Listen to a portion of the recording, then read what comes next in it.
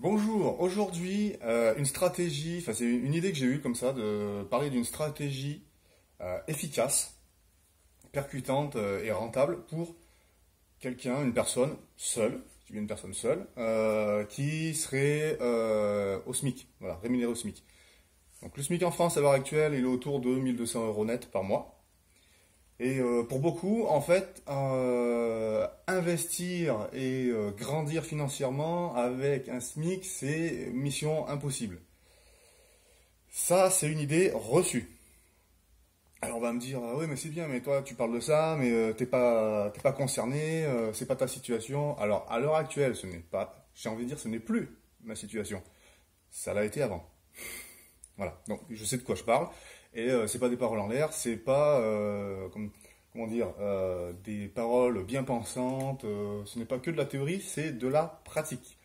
Et de la pratique optimisée par ce que j'ai appris entre temps et ce que j'ai fait entre temps. Donc, si tu es dans cette situation, au SMIC, seul, parce qu'effectivement, en étant en couple, si tu as deux personnes qui te touchent un SMIC, tu as forcément plus de pouvoir d'achat, mais on va partir du principe que voilà, tu es seul. Seul à 1200 euros. Tu peux déjà faire des merveilles avec 1200 euros, quoi qu'on puisse en penser. Quoi qu'on puisse te véhiculer comme idée à la télé, dans les médias, voilà, avec 1200 euros, tu peux faire des choses. Ce sera moins facile, ce sera peut-être plus long, mais ce n'est pas impossible. Concrètement, avec 1200 euros, le principe, c'est déjà, dans un premier temps, d'assainir ta situation financière. C'est-à-dire, si tu as des crédits, ça peut arriver à tout le monde, ça, c'est pas une critique. Si tu as des crédits, fais le maximum pour vite les dégager. Alors, ça passe faire comme ça par un coup de baguette magique. 1200 euros pour un SMIC, c'est pour 35-40 heures par semaine.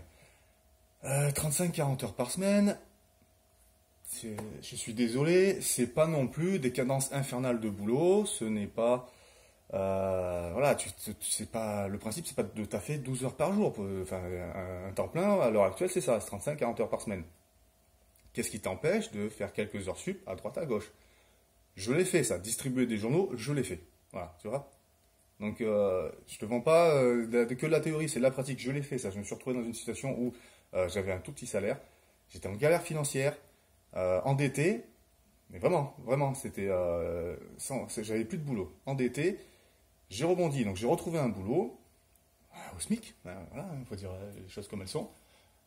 J'ai fait des petits boulots en plus qui a augmenté mon pouvoir d'achat et du coup j'ai commencé à rembourser mes dettes pour assainir ma situation financière. Première étape. Si tu n'as pas de crédit en cours, et c'est très bien, je te félicite, ben là, l'intérêt c'est de commencer à mettre en place de l'épargne. Il ne s'agit pas d'entasser, d'entasser, d'entasser. Plus tu en auras, mieux ce sera. Mais l'idée, c'est de démontrer à un banquier, parce que ça va être le déclencheur, en fait, c'est ce qui va se permettre de basculer, ça va être l'effet de levier.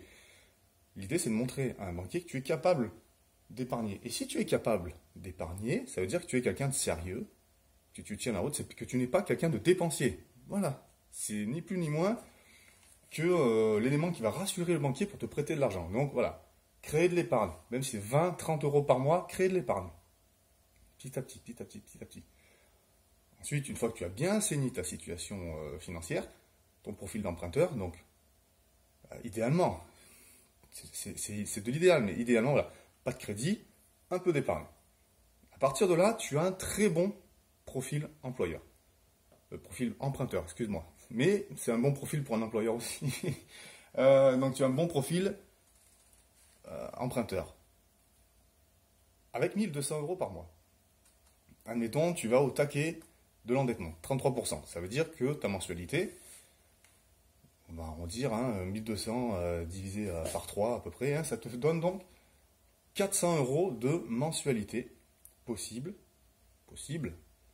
euh, pour emprunter. C'est ce que la banque c'est le maximum de ce que tu vas pouvoir rembourser par mois par rapport aux critères d'une banque. Donc on part sur cette mensualité de 400 euros. Et là, tu vas me dire, ouais, mais 400 euros, qu'est-ce que je fais avec ça? Tu peux déjà atteindre un premier palier. Encore une fois, je prends la situation d'une personne seule, 400 euros par mois. Sur 25 ans, 400 euros par mois, tu dois être autour de 85 000 euros de budget. Alors là aussi, on va me dire, ouais, c'est bien, 85 000 euros de budget, j'ai quoi avec ça? Eh ben, tu peux avoir beaucoup de choses, beaucoup de choses. Et je te parle en conséquence. 85 000 euros de budget, en gros, c'est le prix d'un de mes immeubles, de 3 logements, travaux inclus. Voilà. Alors, c'est pas des somptueux T4, hein. En l'occurrence, c'est 3 petits logements, un studio, 2 T2. Voilà. Mais j'ai acheté ça, moi. Et ça me coûte à peu près à peine plus de 400 euros par mois, mais ça me rapporte 1100 euros par mois. Donc tu fais la bascule, tu vois ce qui me reste en bénéfice brut, on va dire, hein, bénéfice brut. Donc ça me rapporte 650 euros par mois. Donc, mais tu vas te dire, ouais, mais il faut bien que je me loge. Oui, ok, il faut bien que tu te loges, mais dans un premier temps, tu peux très bien dire que cet immeuble, en l'occurrence, ça va être un des logements va être ta résidence principale. Bah oui, ça peut très bien être ta résidence principale. Donc tu peux très bien avoir un des logements pour toi, louer le reste. Donc non seulement les autres locations vont payer le crédit, mais tu vas même dégager du bénéfice. À partir de là, donc 2 options. Soit tu restes dans un des logements et tu mets de l'épargne. Tu mets l'équivalent d'un loyer, que le loyer que tu mettais avant, tu le mets en épargne. Et au bout d'un an, tu auras de l'épargne un peu plus conséquente, tu pourras encore te lancer dans un deuxième projet plus ambitieux, tu auras d'autant plus d'épargne, tu seras encore plus crédible du point de vue de la banque, et ça va t'ouvrir des perspectives d'un niveau supérieur. Donc tu vois, première année, un premier bien, 3 logements, 3 lots, tu te gardes un logement, tu en as déjà 2 qui te rapportent de l'argent et qui te payent ton loyer à toi. Ce loyer que tu n'as pas à sortir, tu peux le mettre dans de l'épargne. Et au niveau de ton profil emprunteur, tu passes encore un nouveau cap qui va te permettre d'emprunter quelque chose de plus gros. Et là, tu passes à un second cap. Et ainsi de suite. Et ainsi de suite. Et petit à petit, tu grandis, tu grandis, tu grandis, tu grandis. C'est pas plus compliqué que ça. Après, rien ne t'empêche de te dire, ouais, mais j'ai pas envie d'habiter avec mes locataires. Très bien. Tu habites ce logement quelque temps. Le temps, en fait, tu n'es même pas obligé d'y habiter. Du moment que tu présentes ton projet à la banque de cette manière, en disant, voilà, je vais occuper un logement, comme ça, je n'aurai pas de loyer à payer, les locations des autres logements vont tout payer et j'aurai même du bénéfice. Une fois que tu as le crédit, rien ne t'empêche de rester là où tu habites et de louer la totalité de l'immeuble. Point.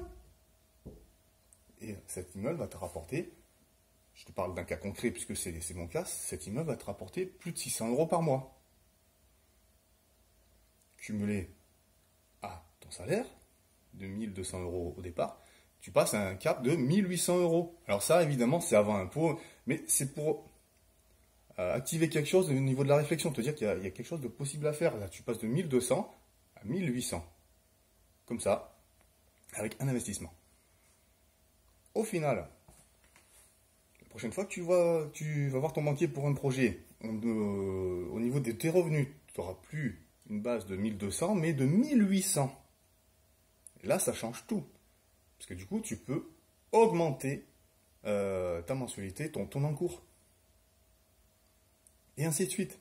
Et après, tu peux partir sur un plus gros projet qui va aussi te rapporter. Et du coup, comme on dit, l'argent appelle l'argent. Donc, une fois que tu vas commencer à gagner de l'argent, tu seras beaucoup plus crédible.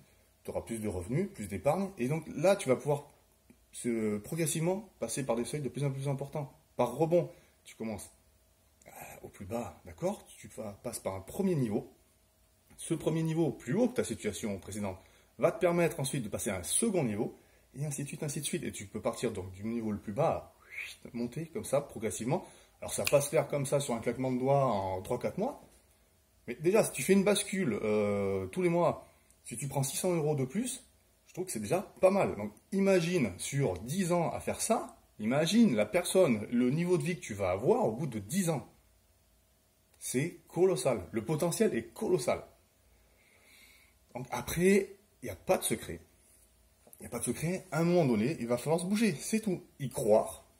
et se bouger et mettre en place des choses. Alors on va me dire, oui, mais il y a des régions où il n'y a pas il y a pas ce genre de bien. Je veux bien vous croire, je suis d'accord. Qu'est-ce qui t'empêche de déménager? Si tu galères, que tu es dans une situation vraiment compliquée, où tu n'avances pas, tu t'enrichis pas, pourquoi rester à cet endroit? Pourquoi rester dans cette situation? Il y a plein de magnifiques régions en France. T'es pas obligé de rester là en plus où tu végètes, où rien ne se passe. Bouge. C'est stressant, c'est un peu impressionnant, mais bouge. Ou alors sinon tu restes entre guillemets dans ta merde, mais à ce moment-là tu te plains pas. C'est tout. Voilà, donc c'était un exemple concret, exemple concret de ce qu'il est possible de faire, même avec un petit salaire, et de l'impact que ça peut avoir sur 10 ans. Parce que si tu fais un bien comme ça par an, fois 10, donc tu dégages 600 euros comme ça à chaque fois, fois 10 en 10 ans, 6000 euros. Voilà. Tu peux passer donc au départ d'un SMIC à 6000 euros en 10 ans. Et ça, c'est pas du rêve. Par contre, bon, c'est pas du rêve pour quelqu'un qui va se bouger, qui va s'informer, se former, qui va percuter, qui va y aller, qui n'aura pas peur.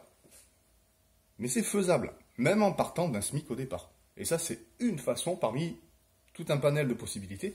Mais c'était juste un exemple concret que je voulais t'apporter pour te dire que même si tu es au SMIC, même si tu galères, c'est possible de s'en sortir et de réaliser des choses fantastiques, d'élever vraiment son niveau de rémunération, d'élever sa qualité de vie du coup avec.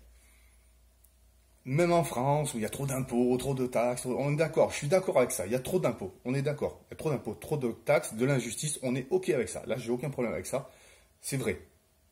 Mais il existe aussi des solutions, après c'est tu focalises sur les problèmes ou sur les solutions, à toi de choisir. Voilà, c'est le mot de la fin pour aujourd'hui, ciao.